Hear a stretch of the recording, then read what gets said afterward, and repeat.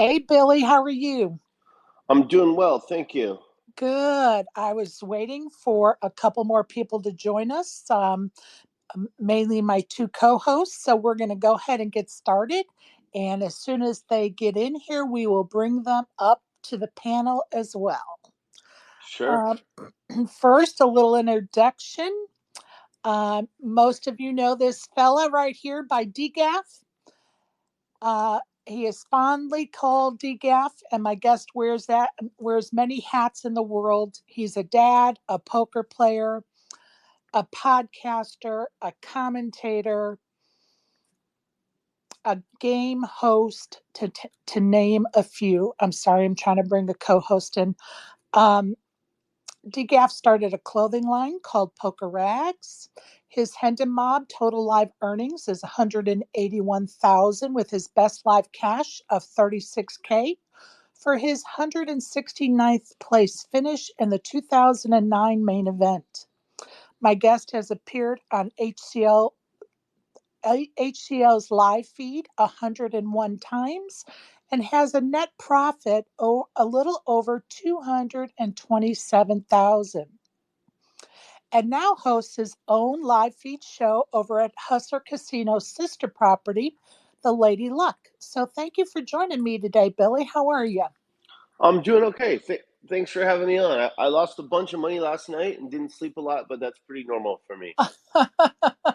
Well, I'm sorry to hear that, and I'm not laughing that you That's lost money okay. by no means. And I'd like to introduce you to Donna. I think you've probably met her before in the spaces or otherwise.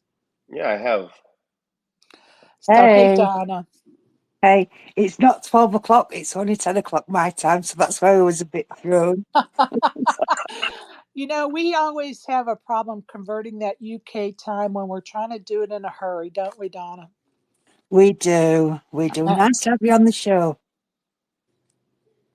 All Thank right. you very much.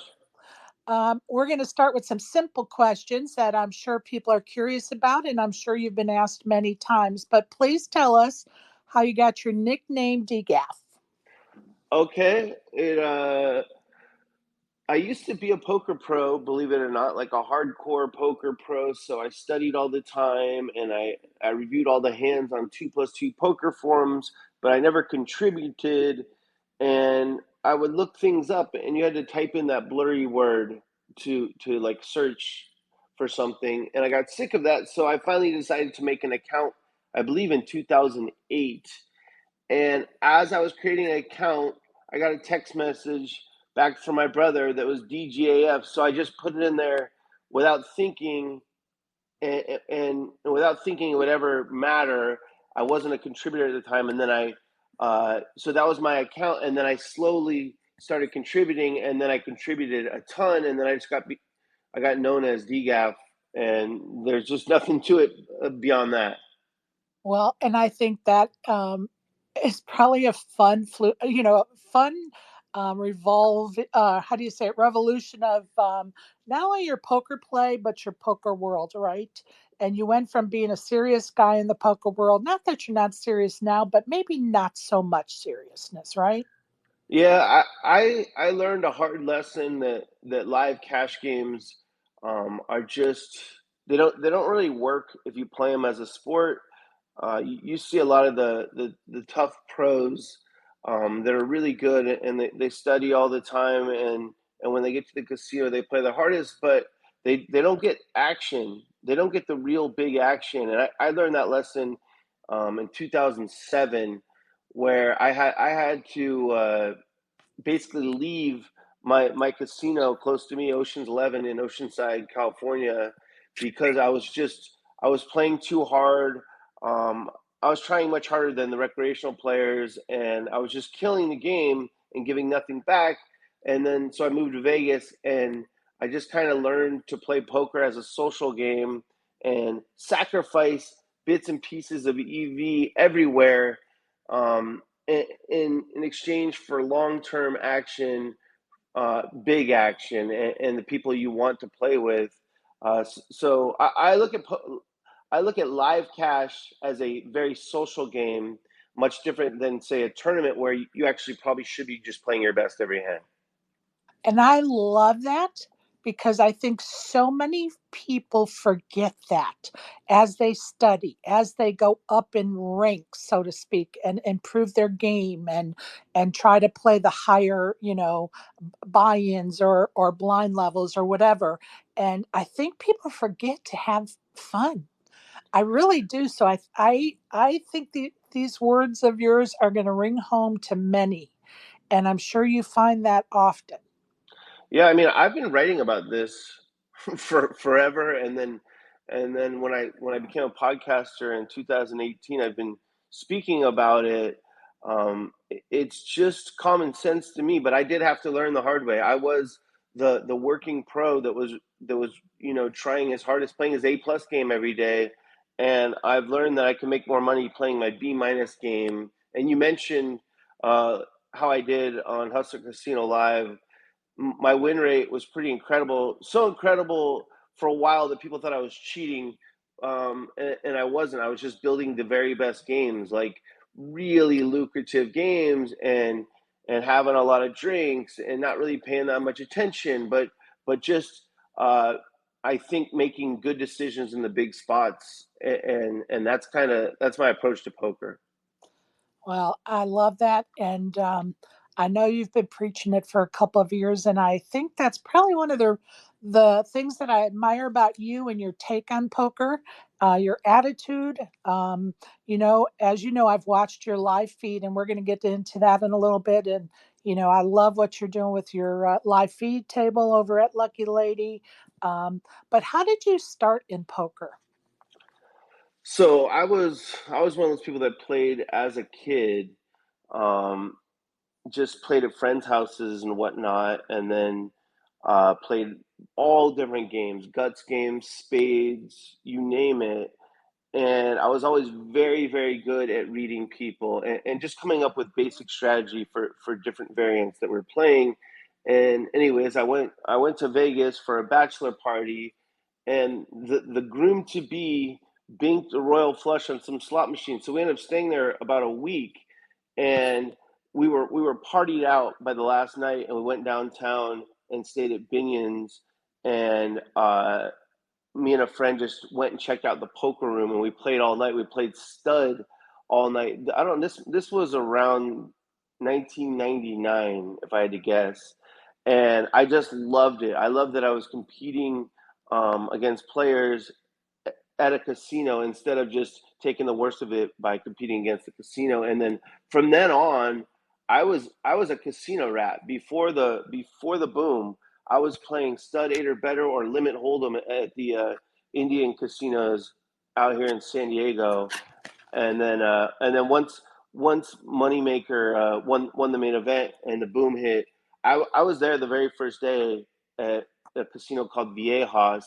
The very first day they spread no limit, they started a 1-2 game, and I just took a seat. I didn't know how to play it really, and then they started a 2-4 no limit game. Maybe 30 minutes later, I took a seat in that, and I just loved it right away. The very first day, I just ran this ridiculous bluff, and it was just like the moment I was hooked on this one game, and I've just kind of specialized in it.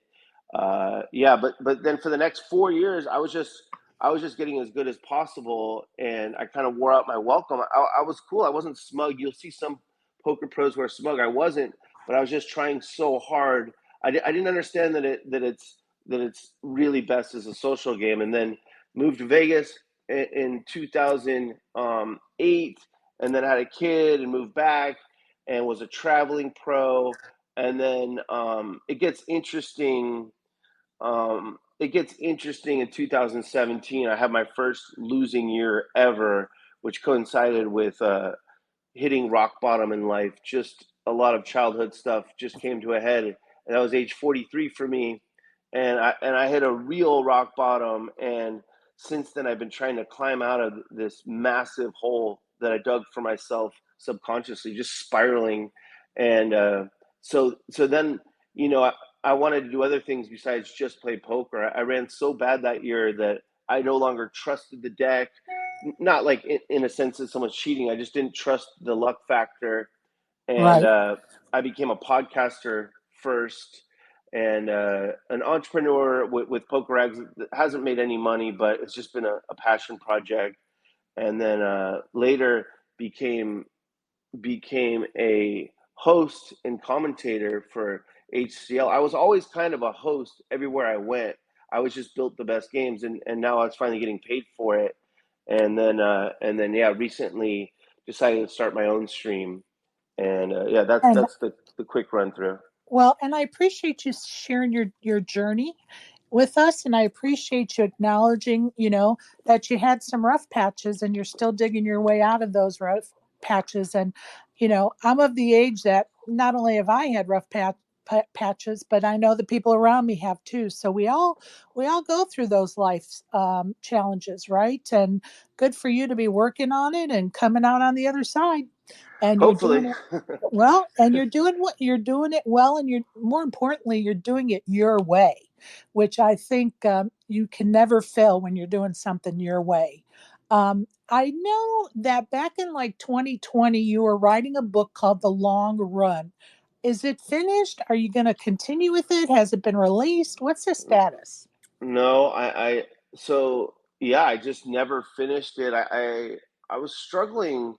Um, I always wrote in specifically on 2+2 in a poker form, but I just kind of wrote and never really like edited my own writing and then posted it. And then when I started writing this book, I started I found myself over editing to the point of like almost being OCD with it, to where I kind of just ruined the writing, and I just stopped writing it. But the long run was about uh, it's about this game, and if you should make decisions based on the long run, in my opinion. Like, do you want to seat hop this one guy and go for the throat against him in this moment, or do you want to make it super fun for him and just be barely better than him the way you play and never seat hop him? What's better in the long run? And there was also some variant stuff in there too. I became fixated on variance, obsessed with variance, and uh, we don't. There is no long run when it comes to the cards breaking even. We all have different experiences. If we're live players, it's just too slow of a game that I'm going to run better or worse than you and everyone else, and just where we fall, on the spectrum matters a ton. But no, I Right. didn't finish it. Well, I'm going to say to you that I'm going to prod you along and say, please finish that book, because I'm sure I'm not the only one that would say that she would read it. I'm sure many in this room, so to speak, would read that book. So I'm going to prod you along and hope that maybe one day you finish it without over analyzing it. Yeah, I think maybe it'd be better. Well, what's interesting is that I do write for my podcast every day, but I don't obsess over the writing, because I kind of just riff off of my notes, and maybe I could do it that way, like an audio book. I was thinking about calling it a social game instead of the long run, I just to love that. really, yeah, just to really just show the difference. People talk about poker as one thing, but many people in the quote unquote poker community, or most of them, are coming from the tournament world, where it's just different. People buy into a tournament, they can't leave. There's no incentive to make it fun for people. The fun is the big prize at the end. Cash is opposite. You're incredibly incentivized to make it fun for the people that have the disposable income. So yeah, hopefully that'll become a book someday. I hope so. Go ahead, Donna. Yeah, Billy, don't overanalyze it. That's what you've got proofreaders for. Just write it all down, and people can say, or publishers can say, right, you need to edit this bit. So just write everything down. Don't be critical of your writing, because that's down to other people. And don't So go back and just reread it. don't go back and reread it. Yeah, that's probably some strong advice. All right. To our listeners, Billy's website is dgafpoker.com, and there you can find links to all things DGAF. For instance, his clothing lines, which I mentioned before, it's called Poker Rags. Um, you kind of alluded to how it started earlier, but can you maybe talk a little bit more about your site as far as your clothing line? What kind of items do you carry? Sure. So yeah, Poker Egg just started after I hit rock bottom. I needed a creative outlet and just like some optimism and hope. You know, maybe I'll start a clothing company that'll make a lot of money. They typically don't, but it's been really fun. And I've learned we use Printful as the company, um, that prints on demand for us. So the margins are really low, but we can come up with any design you want and try it. It doesn't cost anything to do that.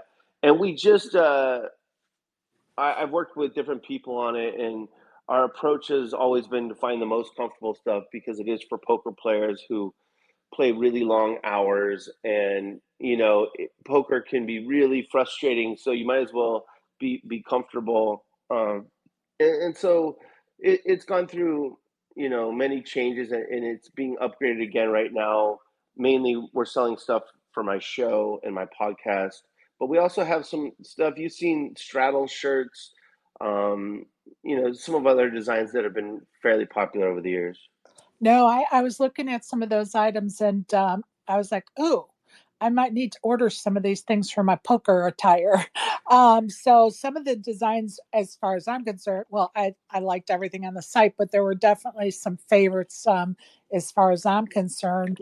Also on your site, you can find a link to your DGAF Sessions podcast.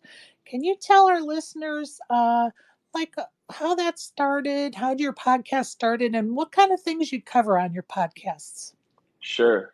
So yeah, poker rags is just like something I touch when I can. Just it's almost like just a hobby. But my podcast is basically my third baby. How did it start? I was writing I all the time on 2+2, and as I hit rock bottom, I started getting sick of the trolls, and I just was like I wanted to stop writing on that website. For a while there was a really cool community, and then it just turned into a very toxic place. And I got a side job as a forensic assistant with someone who's become one of my best friends, a psychiatrist named Dr. David Neymark. And I wanted to thank him for giving me that side job when I was trying to put the pieces back together in my life, and mainly keep my kids in their spot, which they've had a very comfortable life, and that was my number one goal. I'm not going to have a place to live, but I want them to stay in their spot, their beautiful home, their safe neighborhood, their great schools. And I wanted to thank David for giving me this job. And this guy, he like basically gets off on helping people. He loves helping people. So I said, I could help you help more people. We could do a podcast where kind of like Adam Carolla and Dr. Drew, where I'm the guy, the regular guy who doesn't know much about mental health because I didn't at the time. You're the expert, and I can kind of just ask you questions and have a conversation that might benefit others. And he seemed very interested in that. And so I did that as a thank you to him. And we started a podcast called Solicited Advice Podcast in the middle of 2018. And people liked it. And they said they liked my voice, my cadence, whatever. And and then they wanted to hear the poker stuff. And the reason I said I could do that for him is I knew I had a built-in following from 2+2, and I was right. And then people wanted poker stuff, and then a few months later, I realized I need to get back playing poker. It's the only thing I'm great at, and it's how I've made all my money. And one bad year shouldn't make you forget that. And so I wanted to hold myself accountable for playing smaller than I ever played. I never played 2-5 no limit as a pro. I skipped that. I went to the $10 big blind, um, and I had to play 2-5 because I didn't have any money. I'm in debt, and I don't really want to borrow tens of thousands from people anymore because I'm kind of spooked by variance. And I need this podcast to hold me accountable for my sessions, for playing well in what feels like really small games. Sitting there with $400, $500 in front of you when I'm used to having 10, 15,000 in front of Right. you. Right. And so I started sessions, and interestingly enough, just as my thread, I had a very popular thread on 2+2 called 2K a poker story, way too motherfucking long, didn't read obviously, and that started as my poker story and turned into my life story. And sessions has done the exact same thing, and its current form is I release a private drop every week that goes through each day of my life, and almost no poker in the private drop. It's just about being a single dad, and being so focused on raising good kids. And people really love the sports. I coach my kids in sports, and they're both good athletes. And my daughter is entering high school right now, and Sweet. she's going to be she's going to be on the varsity basketball team, and she's just like incredible, and like people love my passion for that. And then I also have a public drop each week where I review my sessions that I play on my new show, DGAF's Live Poker Show. Very good. Well, I appreciate that information for our audience. I'm going to welcome Asimov, who is also known as Isaac. I don't know if the two of you know each other, but please meet DGAF. Isaac's another co-host. Pleasure to meet you, DGAF. Pleasure to meet you. X has been evil today. My goodness, I don't know what the hell is up with Elon, but yeah, glad we're here and glad to have you, man. What's up, Isaac? Luckily, I missed it. I was sleeping. I don't know what Elon did. I'm not very good at X, anyways. But nice to meet you. Hell yeah. Now, actually, I don't know what it is. I don't know if it's my particular account or what it's been going on, but it seems like the last few days, either joining a space, being in a space, hosting a space, there's been all kinds of glitches going on. All kinds of glitches. I think I can reiterate what you're saying for sure. I need to do a little housekeeping before we move on. And I want to mention my sponsor of our space, Elevator Results, who has been a sponsor for over a year. If you need a tailor made workout plan to help you lose weight or gain weight, Elevator Results can design that plan. Follow them on Twitter and check out their site at elevatorresultspt.com. So thank you for indulging me with that. Another thing you can find on the dgafpoker.com website is there a link to your Patreon page? You want to tell the listeners um, what your Patreon page is about? Sure. So I mentioned that I do. It's usually around an hour of a private drop each week, and that's done through an RSS feed that's linked to Patreon. And basically, it level one is just to get the content. To get, I'm in my seventh season now of sessions. There's well over 1,000 hours of spew, as I call it, on the RSS feed. And basically, people sign up to get the RSS feed. It's $4.22 a month, and you have access to all this content. You can go back in time. You can cut to the interviews with the people you love, Garrett Adelstein, Matt Berkey, Doug Polk, whoever, and you can follow the story. And it's yeah, this has been I just became a podcaster. I never even listened to them before when I started one, and then I started another one, and it's yeah, I'm pretty grateful for it being a salary, my Patreon. I work on my podcast every day, so I put in the work, but it's nice to have so many supporters. And then there's different tiers that you can sign up for, higher tiers, and get perks like playing poker with no rake, and whoever does well gets sent to the World Series of Poker main event. People can bet sports, against each other with no juice. Just I wanted to create very communal perks, and it's patreon.com/DGAF poker player. It's yeah, I think there's probably, I don't know, but it's somewhere around $5,000 a month that I'm earning from that. Good for Um, you. Good yeah, for you. And again, you could find a link on his dgafpoker.com site in case you didn't write down what he had just mentioned. The links are all on his site. Um, we alluded earlier to hosting your live feed show over at the Lucky Lady. and it's called the DGAF's Live Poker Show. Can you tell us what kind of games you're hosting over there and what makes it unique? And how does one sign up to play? Okay, so we are hosting. We have 8 games a week right now, and I'm pretty ambitious with it. I want to do 14 a week. I want to do an afternoon show and then a late night show. We work around Hustler Casino Live schedule because they're at Hustler, which is less than a mile down the street, and they kind of that was the deal, was that we wouldn't stream during their normal schedule. So I want to go be 4 hours before, 4 hours after. We're ramping up to that.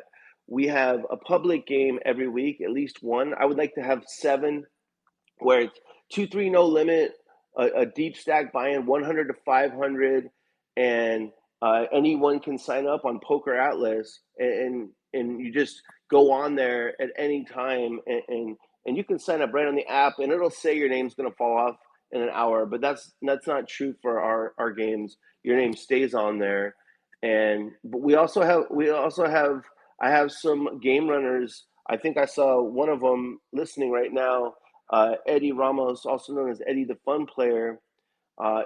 This is the cool thing for me, is that I get to kind of mentor someone younger on how to build games, how to curate lineups so they're fun, make them fun for you, and that comes off well on camera. So Eddie does a game Thursday and Friday night it plays like a big 5-5 game, and then Saturdays we have the bounty game 5-5-10, which plays like a 10-20 game. Sundays we have a 10-20 game, which plays much bigger, and just mixed games throughout the week. And yeah, you can sign up on Poker Atlas and play in a public game. And then usually what happens, if you're good for the show or good for the game in a public game, someone gets your number, and then we get you in one of the curated lineups, which are the best games going. Uh, they're just the best games going anywhere right now as far as action and fun. I love that, and I love what you're doing over there. I love the stakes that you are spreading. I love the fact that you're willing to do a 2-3 game many times a week. Um, are you still doing the live chat element to your game? Yeah. So what's kind of interesting is, um, at that property, we have restrictions on us because Hustler Casino Live kind of owns the rights to having hole cards and a commentator, and those prime time slots. So we've just worked around those restrictions, and the first thing we learned, that by not being able to have hole cards, we're just not allowed to. The first thing we learned is that we can be live. We can. I don't think I don't think people realize that most poker streams are not live. They have to be on like an hour delay or so for Right. security reasons, for production reasons. Well, we have a very bare bones production. We have one person cutting the cameras and occasionally, hitting a sound effect or saying something in the mic.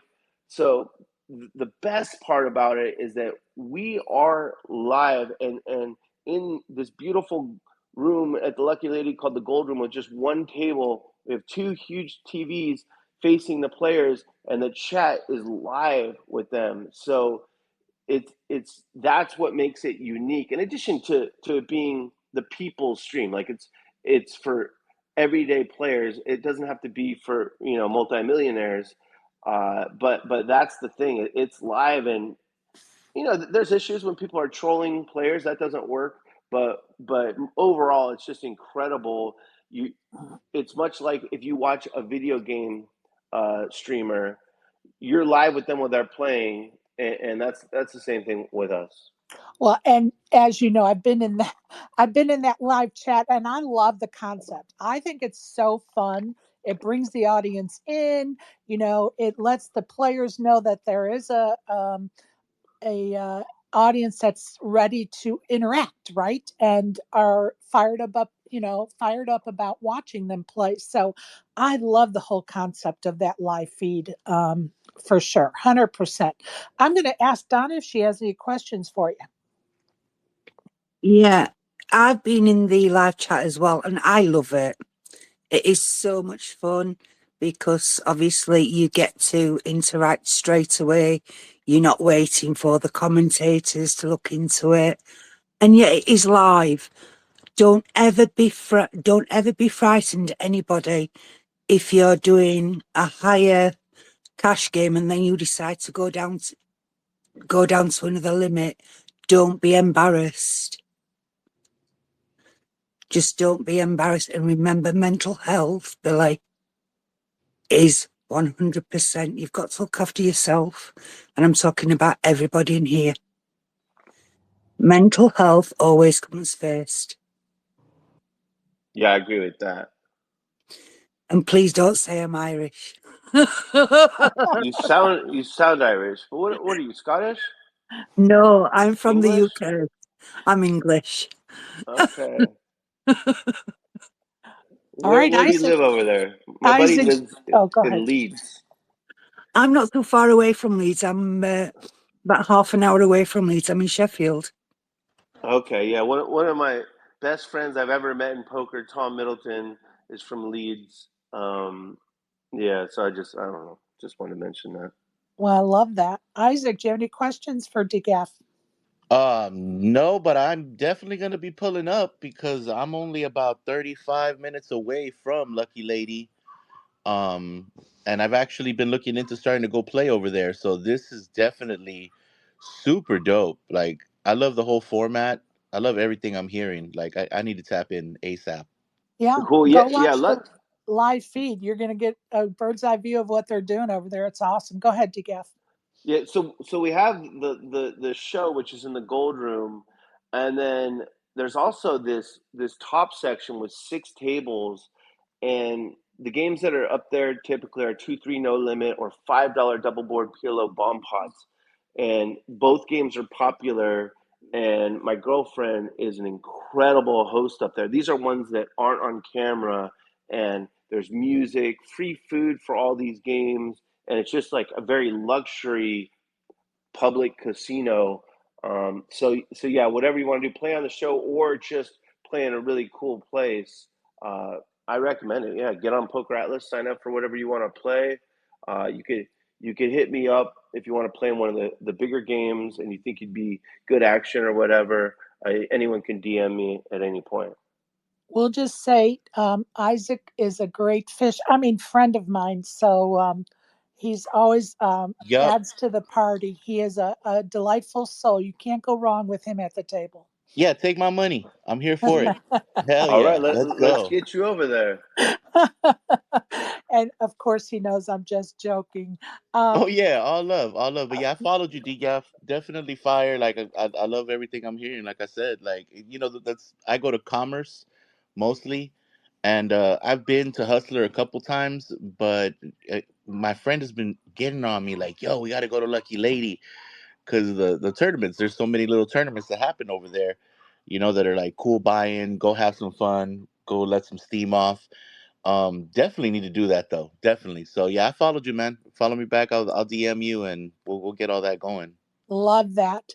Anybody Sounds that's good. in our space right now, if you'd like to come up and ask any questions or make any comments, please request the microphone in the bottom left corner and we'll get you up here. Um, all right, let's talk about some of the recent stir in the poker world about micro mini cameras being used for cheating purposes. How rampant is cheating in the LA California games? Do you have any comments about that? Um, yeah, I didn't I know Berkey did a podcast on it that people really enjoyed. Um, I saw a little bit about it that the new thing is people having those little cameras and the dealer, if the dealer's not pitching the cards correctly, Right. which happens, that people are going to see what other players have. How rampant is it? I don't know. I heard it was going on at Commerce, but I don't know. I It's not going on in our games. Everyone's just drinking and having a good time.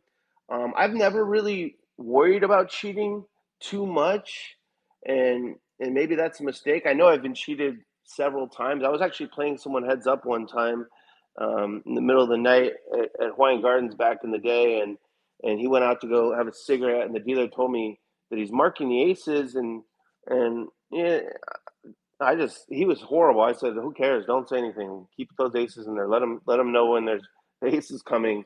Uh, so I don't know. I don't think it's too rampant. I think it is something people love to talk about, like going back to the Jack 4 thing.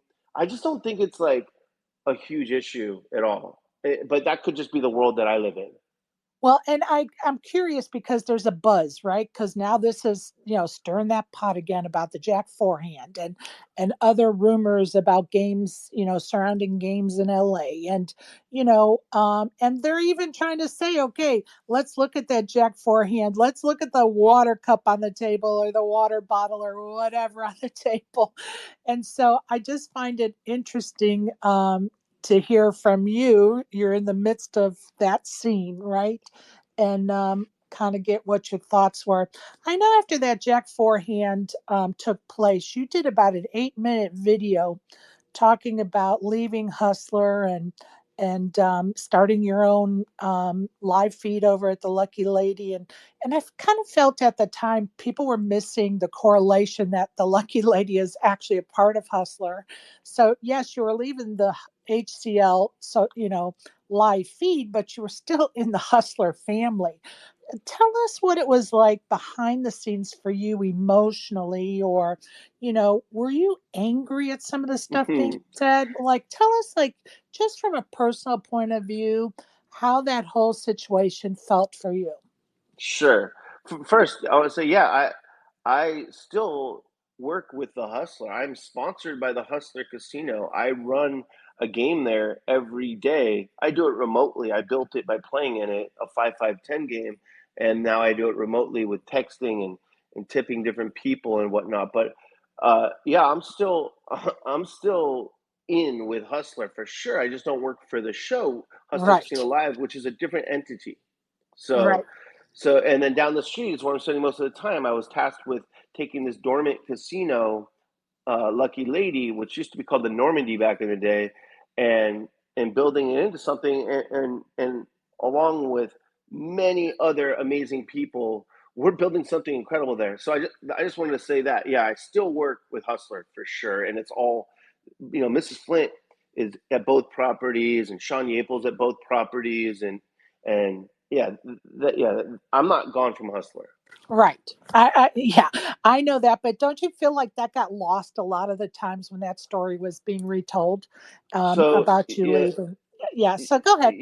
yeah. So well, I didn't leave until long after Jack 4, but Jack 4, you said, did I get angry? I got the most angry I've ever been in my life, because I have, we all have issues, and like, I guess I have tilt issues, and I have self-destructive tendencies, but never do I do people wrong. I don't have that in me at all. I'm the opposite of someone who would cheat. I always take the worst of it. I err on the side of taking the worst of it, and somehow, some way, this got linked to me like a week after it happened, and I wasn't there. I was coaching soccer in San Diego the night that that hand happened, and a week later, somehow this internet mob started looking at me and saying my win rate was unattainable, and just not doing correct math, not understanding variance, not understanding what it's like to be in a juicy game. Did I get angry? I got the most angry I've ever been. I actually I felt violent a couple nights. I felt evil one night. I was this messed me up so much, and I've talked about it probably way too much in my podcast. But yeah, just accusing people without any proof is really a bad practice. A lot of people with hefty followers on their social media were just saying, "Oh yeah, sure, he made this call with King High." Well, yeah, man, play with me. I've been doing this for decades. If I got to read, I go with it, and they're not always right. But you're seeing, you're seeing the ones that are right. You're seeing me playing super exploitative style, but I've been writing about it and podcasting about it and doing it forever, and that really changed things for me at the show. It kind of, I'm hosting games on the floor and I'm commentator and playing, and people are coming in and looking at me different, like, did this guy cheat because he was in the 2 seat, which is just honestly the most idiotic thing. That's just the most idiotic part of it, that like the 2 seat matters. I thought they were joking at first, when they Right. were insinuating that I was cheating Right. because I was winning a lot, when I've been writing about winning a lot, playing this fun style, and I've been podcasting about it, like I'm talking decades, and now I'm doing it on camera, and because my sunglasses fall down my nose and I have to push them back up, I'm signaling. It's just, none of it really made sense. Like, why would the guy cheating be signaling anyone? And what does the 2 seat matter? And it just, it really changed things for me. It really takes conspiracy theories to a different level, doesn't it? It does, It's and crazy. I was very angry with the people that were platforming these conspiracy theorists, and luckily I've worked through most of that anger. I don't. I just look back at it in disgust, but not. I don't have the same anger towards it anymore, and I would go watch Joe Ingram's show, and he would be talking about it, and then there'd be a frozen picture of me on stage, and I see the chat scrolling, scum cheater, scumbag cheater, like just nonstop, and like that really, that really messed me up. But I later talked to him, and he understood my point, I understood what he was doing and not realizing, and yeah, so that's changed things for me. But no, I didn't leave till much later, like, Right. I don't know, a year and Right. a half later or something. But somehow they keep tying it all back. And every time I would read something, I would be like, no, that's not right. And people were, again, with conspiracy theories about this, that, or another. And, I hate it for you. And I'm sure I'm speaking probably on behalf of everybody in this space that, we would never want anyone to go through that mental anguish of being accused. You weren't even at the table at the time, and you're being accused, and it's brutal. And thank you for sharing that with us, because I think it's an important part of the story that should be told for sure. Yeah, I highly recommend people resist jumping to conclusions. People don't understand live poker. They don't understand that our 10, 20, 40 game plays like 200, 400. So, at least it did when I was there sometimes, and the straddles are on to 200, 400. And like, actually, you can win a ton having beers and having fun. Um, so, yeah. But yeah, Absolutely. I I gave everything I had to that show, and it was time for me to move on, independent of that. I'm 50 years old. It's time for me to be my own boss. Ryan Feldman let me do whatever I wanted as a commentator. I had no experience doing that either. I just kind of jump into things, and he never once. The only thing he ever told me is to not shout people out, and so that's how the pet shout outs came about. Is one night people were asking for shout outs. I said, Ryan said I couldn't do that, but I'll shout out your pets. He didn't say anything about that. But that became a thing on slow nights where, if it was a bad lineup, we would just start shouting out people's pets, and it was fun. Well, I'm But going to tell you what, we're going to shout out right now, because I see Sandy Joy in the audience, and Kieran Chess, and Coco's down there, and Kaka, and Ryan Robb, and Kush, and Belky, and Maureen, and Barry, and Herbert, and Redonkulous, Patrick, Avi, of course, the Green Visor Gang is here.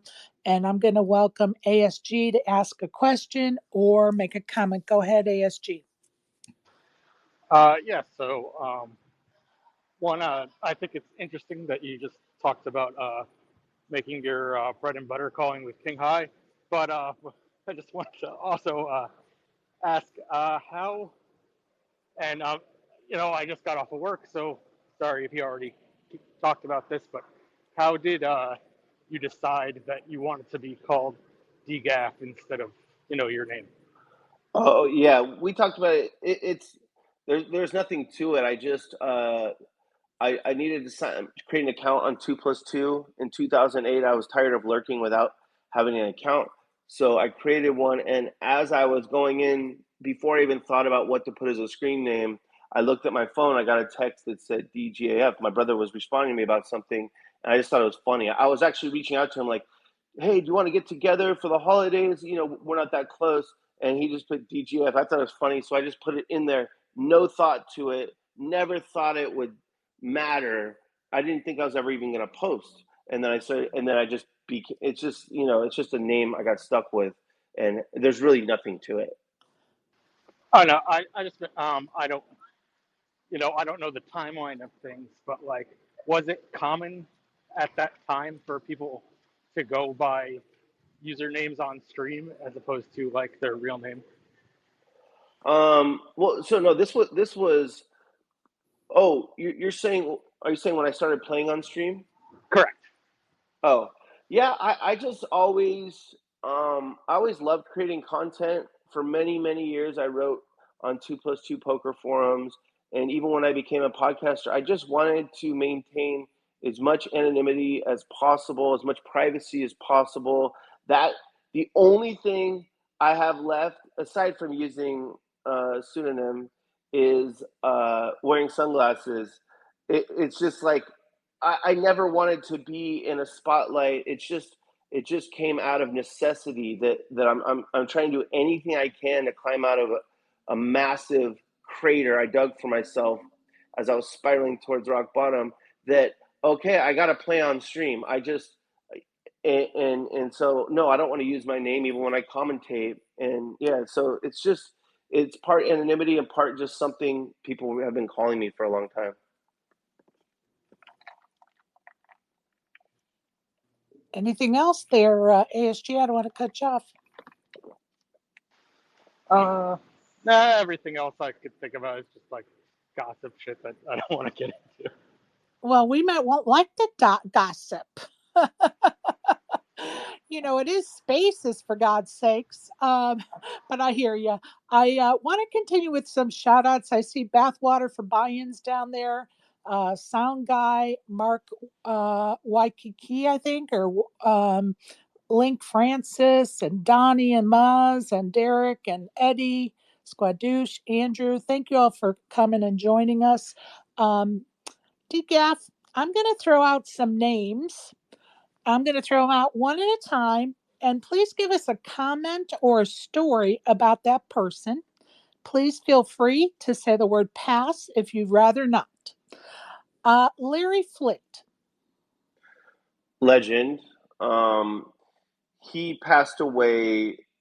He actually, the last business thing he did before he passed away was uh, sign the deal with Hustler Casino Live. I'm pretty sure, Yeah. and I don't know a ton about him. I never met him. I've met his wife, Mrs. Flint, and she's wonderful. But yeah, I never met him. Got it. All right. How about Ryan Feldman? Ryan Feldman is innovative. Um, he is obsessed with his show in a very good way, and he's done things that not only had no one done before, but probably no one had even thought about doing before.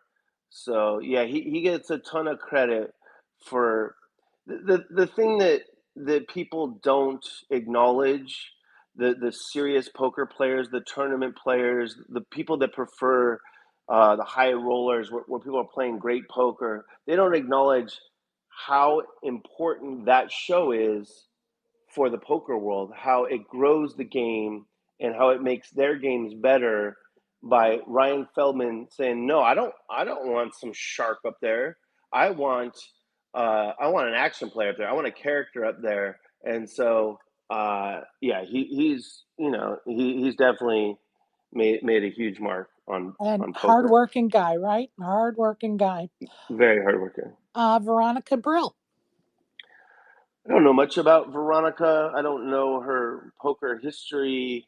Um, eh, yeah, I don't really know much about her. Okay, we'll say pass. How Sure. about Garrett Edelstein? Garrett Adelstein is the best player I ever played against. Um, we were close friends. The Jack Four thing kind of ended that. Without getting too much into it, I was on the inside, in the week to follow, and like I started thinking things or seeing things that were weird, and I didn't bring them to him because it wasn't my job. There was like investigators or whatnot, and Right. he really was upset with that, and then I was very upset with something, and but that's just like that happens in this world a lot, but he is best player I ever played against for sure, and we had many a good time together. And I'm going to tell you, as a fan of Garrett's, I've met him once. I've actually played with him once at Harris many moons ago. Um, I've just always been a big fan of him, watching him on the bike feed, of course.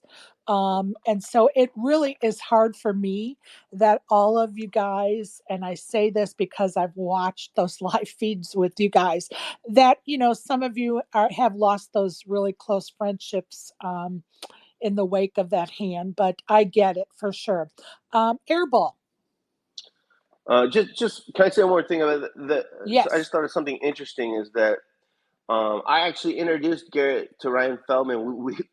Garrett and I played at Commerce a lot in the top section, and then we just went down to the 5-10 game to goof around, and that's where I introduced him to Ryan Feldman. And so that's kind of historic if you think about it, because Garrett was a big piece at Live with the Bike and Hustler Casino Live for this live stream thing. Absolutely. Airball, Yes. Airball is another person that uh, I just kind of don't really. Um, I don't really, talk to anymore. He is, I don't know. He's a character, and yeah, I wish him well. Absolutely. How about Alan Keating? Alan Keating is great. Love Alan Keating. He's Um, definitely a Space's favorite. that was the first time I don't go on Spaces, but I just and I'm not that tech savvy, but I just saw on my phone Alan Keating is speaking, and that was your show 2 Oh, I months do ago. remember. Yes, you saying that. And you came Yeah. in there because you saw him in there. I do remember you saying that. Um, So this yeah, guy is great. This guy does what I do on a much higher level. Um, I promise you, he's incredibly talented as a poker player. I know because I played with him in 2008 back in Vegas, and then beyond. And he also, I think, learned that sitting there playing your absolute best each hand, which also means to fold most of them, right. is not only as fruitful as building great games, but it's also just not that rewarding in life. And so he's taken it to another level where he plays for literal millions of dollars, doing what I'm doing, playing for thousands of dollars. Absolutely. And he's just a great guy. I mean, we love him and we appreciate that when he spends time with us, because he's so willing to share his knowledge base no matter the topic. And I think that's what you know wins him over as a fan favorite. I think he's just a real person, much like yourself, and we appreciate him. How about Nick Vertucci? Pass. All right. How about Shishami? Shishami. Yeah. Who? Sashimi? Shishimi. Sorry. I knew I said it wrong as soon as I did and didn't make the correction. Thank you. You'll learn that I'm horrible with names. So that's That's just the way it okay. is. It's interesting. All these, like you say, Airball. I I gave Airball his nickname. I was the one. I was like, Nick A doesn't work. Like, I'm gonna call you Nick Airball. Change your Twitter to it. Sashimi already had her name, but I do feel like I helped her understand being good for the game and being good on stream, and she has taken that. Both of them have to the highest stakes. So, Absolutely. yeah, good for her. Absolutely. How about Luda? Luda is my favorite poker player. Love Oh, this guy. interesting. We're not friends. I mean, we're friendly, and we've played together a couple Here. times or a few times, and we chat like, here and there. But I just really love the way he plays poker. He plays so bad pre-flop and so incredibly well post-flop. It's just this. It's just so fun to watch. I And I used to love commentating on him when it was him and Jeremy. Uh, it didn't feel like work to me. I just loved it too much. How about Mike the Mouth? Mike the Mouth is cool. I met him. I don't know if I met him back in the day, but I played with him on HCL, and then I just reached out to him. I used to organize these meetups, these big meetups at Hustler. Now I'm doing them at Lucky Lady, and he was cool. He's like, yeah, I'll come. He's a legend. He's done a lot for the game. You remember he was there on ESPN during the boom, and he's still out there. So Absolutely. a lot of credit to the legends. And like we spoke about before, and alluded to, everybody's had issues and problems in their life. It's how they come out on the other side that matters. And he's worked hard on just that. And he is definitely a pillar in the poker community, and definitely should be in the Hall of Fame. So I'm going to go over here to Isaac. I see you with your hand up. Go ahead. Okay, I got a name. How about Tony G? Tony G is a character, I love him. another legend. Me too, yo. I I love him. I'm sorry, I But do. Yeah, I think he's more like a recreational player that plays very well, and you're seeing that with like Brandon Steven as well. These guys that I don't believe they're just poker pros, but they can play very, very well, and they're both really really interesting to watch. And Tony G's hilarious. He is so funny. yeah, high level troll. One of I my love favorites, I definitely. love him so much. Yeah. Yeah, ASG, go ahead. I grew up with Tony G, so yeah, I do understand about Tony G. I love it. Go ahead, ASG. So high level trolling reminded me, especially when you brought up Shishimi's name. Like during Max Payne, slow rolling was like a big thing. Is that something you do in any of your have as like with your lineups in your Lucky Ladies games, or is that like just kind of a Yeah. Max Payne thing and you left that behind? Oh, no. So a lot of the culture in the games over there, I brought. I've I don't think poker should be that serious. I think if you drink, we should be having drinks. And I think slow rolls are hilarious. And the way that started is it used to be just a dusty 10-20 game on Mondays, and Ryan, I don't know if he asked me if I wanted to play or I asked him if I could play. And anyways, once it was known that I was going to play, I got in there, and my friend Aaron Queskin kept getting ace king against me. I kept three betting him. He kept going all in, and finally I had aces when he had ace king, and I three bet, and he went all in. But this was the day after the Mr. Beast game, so production was super tired. They didn't catch it. I tanked for I believe about a minute with aces pre-flop, and I was giving him the business. I was berating him for always having a good hand when I was sitting there holding the aces. So that's how slow rolling became a thing, actually, and I love it. I slow rolled someone last night. It's you got to do it the right way, and you do it with your buddies, and I think it's funny. And I saw that Raver did one against Three Coin the other day, and I thought until the end he pulled it off very well. Okay. And also regarding sashimi, were you at the table during the infamous Kashimi T-shirt game? I was, and amazingly, I caught flack for that as well on the internet that I was exploiting her. I had no idea she was going to wear that. And when you're at the table, and this is probably a credit to how good the production is over there, when you're at the table, it just looks like a fake suit. It doesn't look even close to real, but on camera, I get it does look pretty real. So I remember it was Nick. 100% real, Yeah, honestly.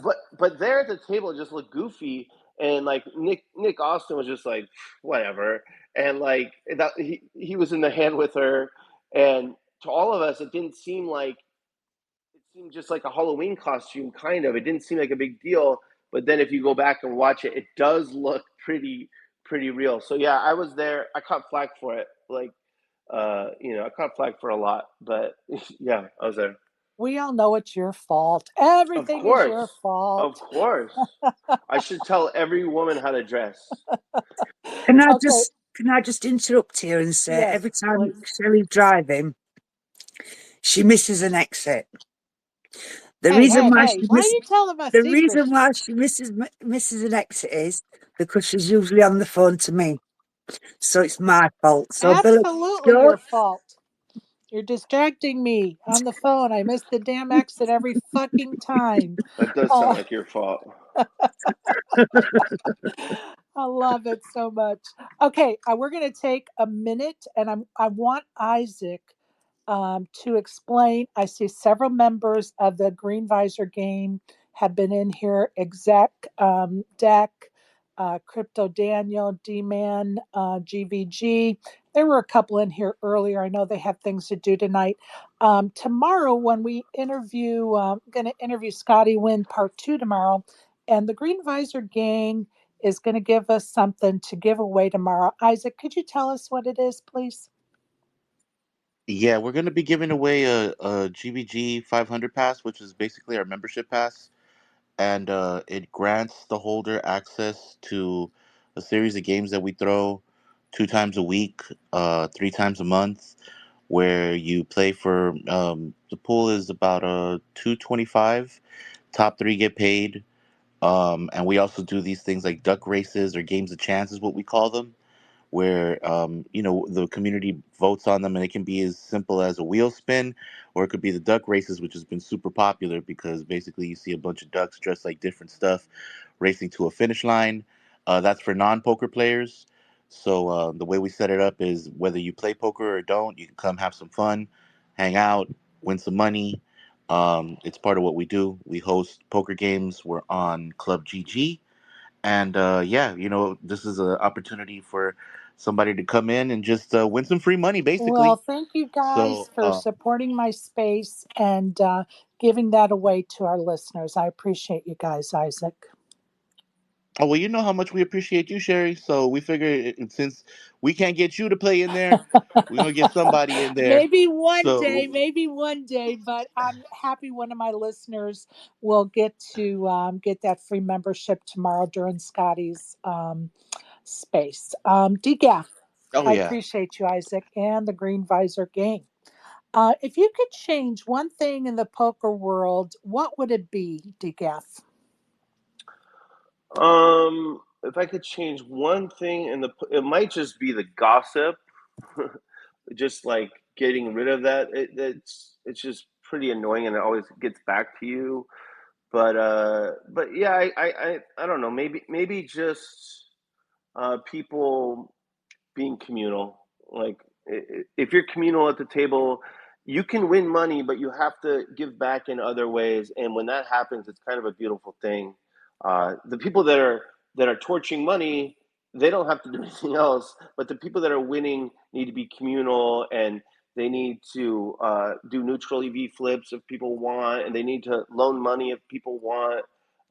Just a more communal approach would make the poker world much better. I love that. And I know that gossip can be so hurtful, and most of the time it's wrong and incorrect and not factual. So I could not agree more. I like to do a little thing called rapid fire. I'm going to give you two choices. Please pick one. Okay. Uh, Beach or the mountains? Beach. Ford or Chevy? Chevy. Sour Patch Kids or Swedish Fish? Sour Patch. Padres or Dodgers? Dodgers. Cook or clean the dishes? Clean. Texting or calling? Texting. The Godfather or Star Wars? The Godfather. Awesome. Go ahead, Isaac. I see your hand up. I had to throw this one in there. Spades or clubs? Spades. I I Nice. love want. it. Can I Nice. shout out a few people? I see. So you mentioned Please. Redonkulous. Redonkulous has been supporting my podcast for many years. So is Sound Guy. I see Patrick in there. It's just cool anytime I do anything like this. And there is Eddie, the fun player. I highly recommend you guys follow that Eddie R there and check out his vlog. It's hilarious, and he's a huge part of what we're doing at the Lucky Lady. Okay, I just want to get that out of the way. Well, and let me just say, you're always welcome to give shout outs in my space. I see Jean down there, any two cards. Casey, appreciate you guys showing up, and Burrows, and Zombie, and Frank, otherwise known as FT, FT Fatuinoff. Um, and I appreciate everybody coming in to listen tonight. If you have any questions or comments, want to come up and talk with us, ask DGAF any questions, please click on that microphone request button in the bottom left corner. Until then, I am going to go around the horn to my two guest hosts and see if they have any questions or comments, and then we're going to let you go, DGAF. Cool. Donna, go ahead. Yeah, earlier you said that you get evil and you tilt. Believe me, 100% I'm with you with that one. Tilt don't bother me anymore. I don't tilt on the tables. Get me on a Twitch chat or any chat, then I will tilt my tits off. As for losing my shit and getting evil, oh my God, we are made of the same cloth. I have to walk away. Seriously, if I get that angry, I need to just shut down and just move on. So anytime you're feeling that way, just reach out to me and I'll walk you through it. Okay. Yeah. Seriously, Thank you. it, I appreciate. it's bad. I know Yeah. exactly where you're coming from, and it's bad. Yeah. To But all I clarify, say is, I karma's a tilt. bitch. Uh, I don't usually feel evil. I did one time after that Jack Four where Redonkulous even probably can remember where someone who was just spreading conspiracy theories about me. I wanted to I think he was in Vegas, and I wanted to meet him and barst just that was just a short period of time where I felt that, but I do have those tilt issues uh, that are very prevalent, but it's not an evil feeling; it's just a frustration. Oh, I get you 100%, but just want to say thank you so much for coming on here. Sherry does an My amazing pleasure. job as per usual, and I hope to hear from you in the future. And I will be on your show in the chat sometime. And you can say, "Oh, it's that Irish lady," and I'll say, "No, I'm from Sheffield." You sound Irish, doesn't she sound Irish? Yes, she does. Don't kid yourself. She's just an Irish person in disguise as a UK citizen. Yep. Now, I haven't got my telephone voice on, so I can't fuck anybody up. So, I love it. I see you, Black Sheep. Thanks for showing up. Off. Do you have any questions or comments? Man, you know what? Great space. I really feel the tilt thing. I think that's something that I was dealing with when I was starting out myself, and something that I'm still trying to come to grips with. Not necessarily that it takes over how I feel, but I definitely know the sensation when just some dumb shit occurs. So I totally feel that. Thank goodness for California marijuana. It definitely calms a lot of that down. Um, and besides that, yo, just great having you, man. Awesome space. Appreciate the gang pulling up. Appreciate everybody else that we know from spaces pulling up. showing love and support. Hella dope. And yeah, I'm definitely gonna get over there for some games. I followed Eddie as well, so yeah, man. Hell of a space, man. Hell of a Cool. Yeah. space. Thanks for having me on, and looking Thanks. forward to meeting you. Hey, Billy, I just want to say a couple of things. First, I want to give you the opportunity. Is there anything you'd like to tell us about that we haven't touched on that you'd like to share with us? I want to make sure you get out any promos you need of things going on. No, no. My main things are my podcast sessions. It's very gritty, and it's not for everyone, but it's really for some. So if I'm a day or two late releasing, I'll get a lot of people like crackheads asking where it is. So you might want to check that out. The public drops are much different than the private one. The private ones are life stuff and wisdom and whatnot. And then yeah, just pouring a ton of energy into DGAF's live poker show and general hosting at the Lucky Lady. We got a top section, as mentioned. We call it Yellow Chip Heaven.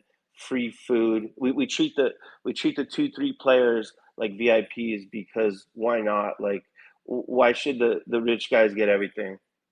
I love that. And I think you're just doing something so unique and it's working and it's going to continue to work because you're taking care of your customers. And I think that's what it's all about. Everybody be reminded that his website is dgafpoker.com.